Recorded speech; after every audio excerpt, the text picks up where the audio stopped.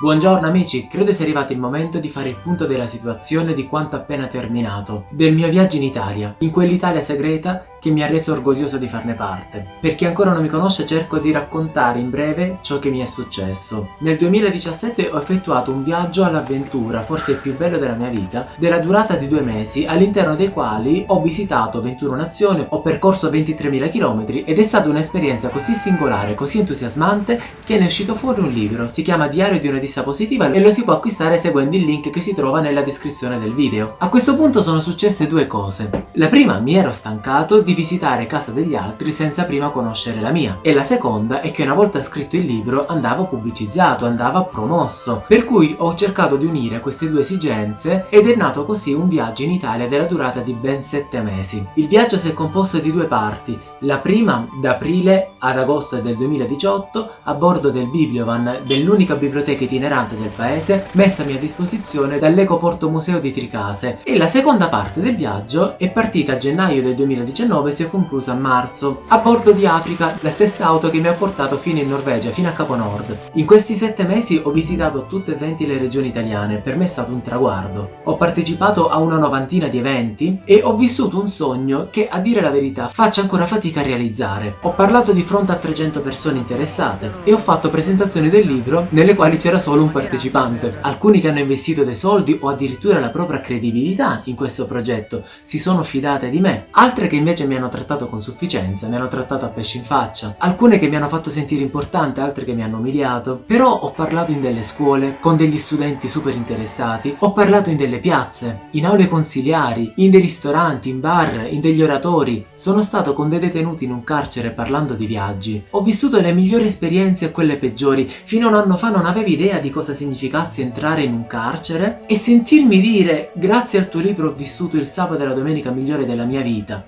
E sono cose che ti lasciano il marchio, ti fanno commuovere e non riesci a trattenere le lacrime. Non sapevo neanche cosa potesse significare essere assalito da 250 ragazzini che mi danno un pezzo di carta su cui mettere la mia firma. Io che dicevo: ragazzi, ma io non sono una persona famosa, ma che sta succedendo? No. Non immaginavo che potessero esserci così tante persone che avessero piacere nel barattare il loro tempo e dedicarlo a me, a un ragazzino che anziché vivere di un lavoro, di un mutuo e di una famiglia, ha deciso per il momento di vivere l'avventura, la giornata e di vivere l'emozione e di conoscere ciò che lo circonda. Non immaginavo neanche nella migliore delle ipotesi che ci potessero essere così tante persone che si immedesimassero nel video in cui io facevo ritorno a casa e si commuovessero durante le presentazioni del mio libro. Sono stati regali enormi, troppo grandi forse per una sola persona. Non immaginavo che potessero esserci così tante persone che avessero piacere nell'accompagnarmi a visitare una città, i luoghi segreti, gli angoli un po' più nascosti di un paese che in una guida turistica non ci sono, ma che il cittadino, il locale, sa che esistono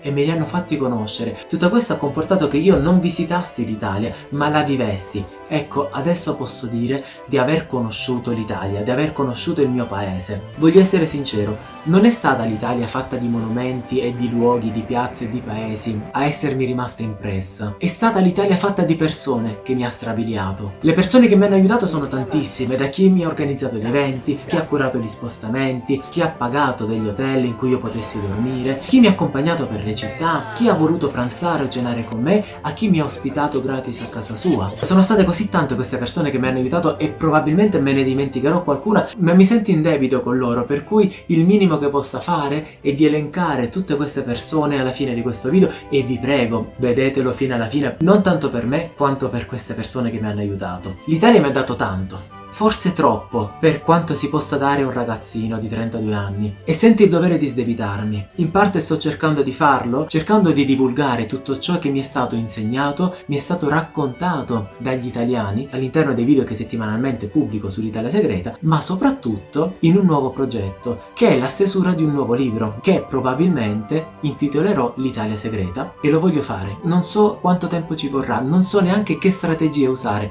però una cosa è certa: voglio scrivere questo libro e avrei tanto piacere nel ricevere i vostri consigli e vostre idee su come impostare questo libro. A differenza del libro precedente, non mi importa che questo libro non lo leggerà nessuno, non interesserà nessuno, lo voglio fare per l'Italia. Voglio farlo per sdebitarmi con questa magnifica nazione. Ho deciso di realizzare questo video, probabilmente noioso, e anzi vi chiedo scusa per avervi fatto arrivare fino a qui senza un grosso concetto dietro, ma l'ho voluto fare per esprimere due semplici ed enormi parole, che possono essere banali, anzi sicuramente lo saranno, ma dopo aver vissuto tutto ciò che io ho vissuto in questi 7 mesi, non lo sono, credetemi. Le due parole sono queste: grazie Italia, grazie.